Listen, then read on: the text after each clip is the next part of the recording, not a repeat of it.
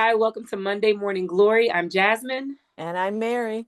We're both life coaches who have experienced devastating loss, and we decided to turn our pain into purpose by creating a resource for people who experience loss, not just through death and loss of a loved one, but also disappointment, excuse me, in life as well. So, today's topic, we're going to talk about what to do with blank. Hmm. And this is all about those special items that when your loved one is gone, it's that special item that you're like, I have no idea what to do with this. It's special to me. It's kind of lost its use or purpose because the person that owned it is no longer here, but I have no idea what to do with it. So we want you to fill in your blank, but we're going to fill in our blank, and you can hear us tell our stories, and we would also love to hear you tell yours. So I'm going to have Mary kick us off. So, Okay. Mary, when you lost Dan, I know you guys have had what, 40 plus years together. 46, 46. 46 years together. I'm Hmm. sure there was so many items that all have Hmm. his essence, so to speak, and all those things that could tell a story.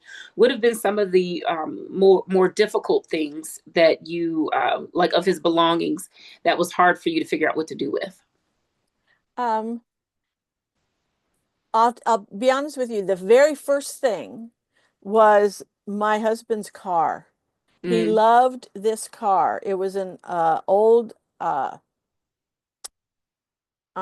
I don't remember it now. See, I'm not into cars, but he was, and he loved this car. And I want to say it was like an 88 or an 80, 87 or 88 Cadillac.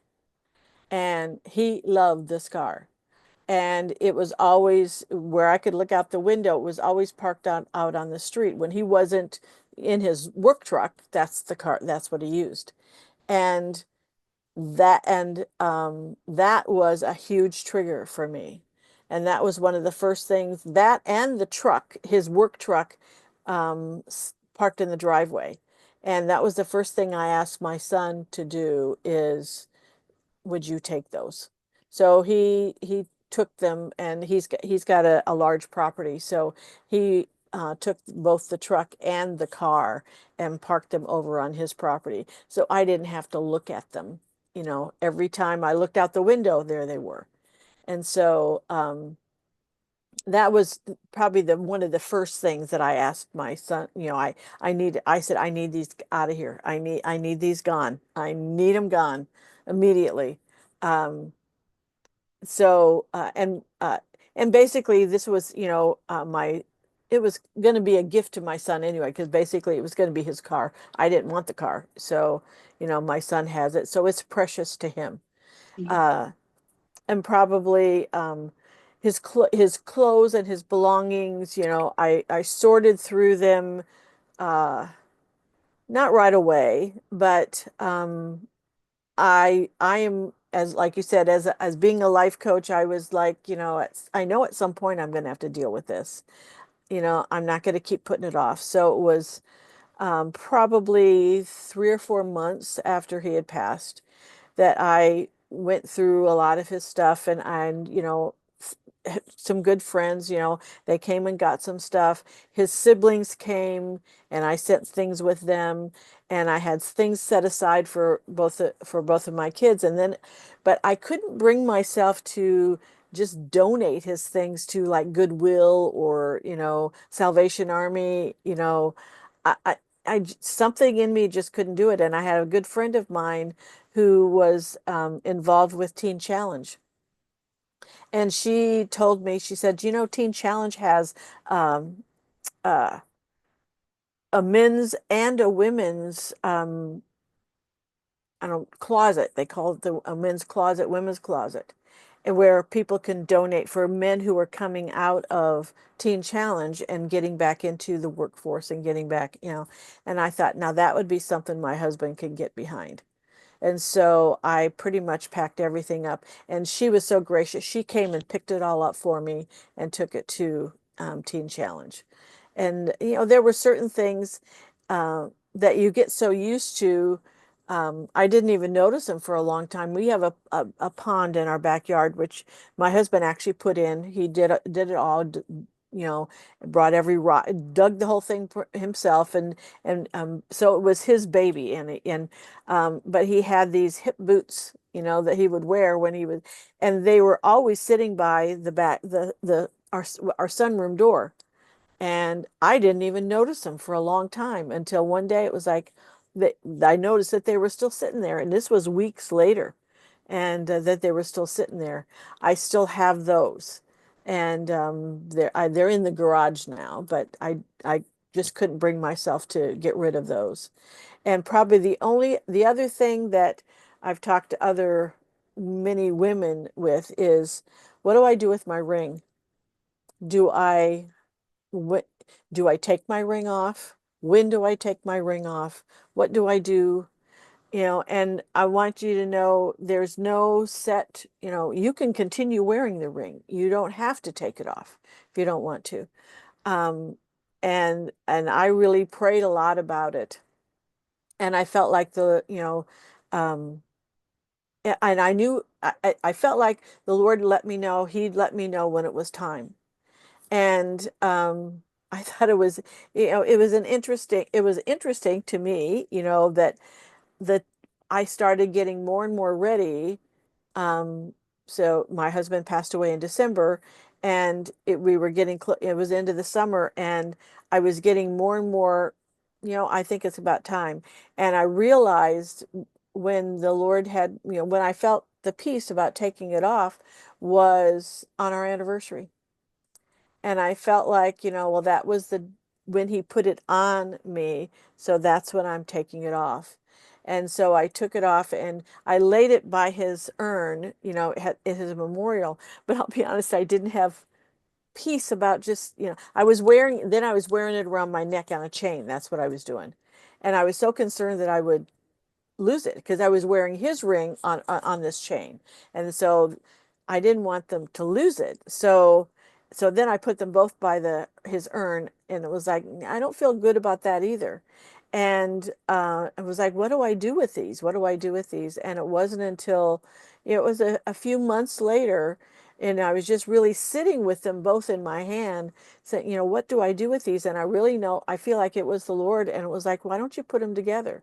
So that's what I've done. This is actually my husband's wedding band with my wedding band, and they attach. I've always loved my wedding band that my husband picked out for me. So I actually went to a jeweler, and they had it put together. So, and they made it, and they had to shrink it, of course, so that it would fit. But so I am, and I actually have had a couple other women that have gone and done the same thing when they've heard that. It was like, oh, that's a great idea. So I'm really happy, and I really believe that God brought me that idea because I said, that's a great idea. How'd you think of that? And it was like, it just came to me. So I know it was God. So, but there is no set thing that you have to take your ring off. I know several women that have lost their husbands several years ago and are still wearing their ring, and that's fine. It's whatever you feel led to do. But I feel so good and this ring is a ring that my husband had given me while we were married. And though this is the two of us still together. Wow. Wow. So your what to do with items was the work truck, the His car, his car, what else was it? His clothes, his clothes. the hip boots, and the Hmm. wedding ring. Hmm. Yeah. And what's so interesting is that each item tells its own story about him. Hmm. Um and I feel like, and I don't know if maybe the work truck and car were in right in the beginning, but sometimes when you see something and it's not that it just triggers the sadness, and almost triggers like you said, I don't want to see it, get it out of here. Hmm. And that's kind of it's a, so sometimes I feel like that's the in the beginning of grief, sometimes it's like there's this push pull of constantly Hmm. happening. Sometimes you want things close and to hold on to, like with the ring, and Right. then there's other things you're just like, get it away. And it's just Hmm. interesting that we ebb and flow like that. There's things that draw us closer and makes us feel like, oh, but then there's other things that might even make us angry, Yeah. quite honestly. So Well, basically his car and his work truck were just huge triggers of him not being there. It was just constant reminders, and his car sitting out front, it had a real high uh, seat. And there were times, even before he had passed away, that I would look out and see the car, and I swear I saw him sitting in it. But it was the headrest, and I didn't want to do that. I didn't want, because even before he passed away, there were times that I thought I had to look, real close. It was like, is he sitting? Because he would sometimes come home and sit out there. Of course, he's probably doing something on his phone or whatever, and he's just sitting in the car. And so there were times that I couldn't tell, is he out there or is he not? So it was like, I don't want that, I don't want that. It was hard Yeah. enough dealing with the come to terms with the reality that he was gone. Yeah. Yeah. And I feel like anything that I'll say for me, when we first moved here, because we moved right on the heels of losing David, that my friends were so conscientious of and sensitive to me, which I Hmm. so appreciate, that when we were moving things, they kept anything that belonged to David from me Hmm. because they just didn't want me to be triggered. And so we were, moving everything in, and we didn't have David's boxes at the time, his clothes or anything like that.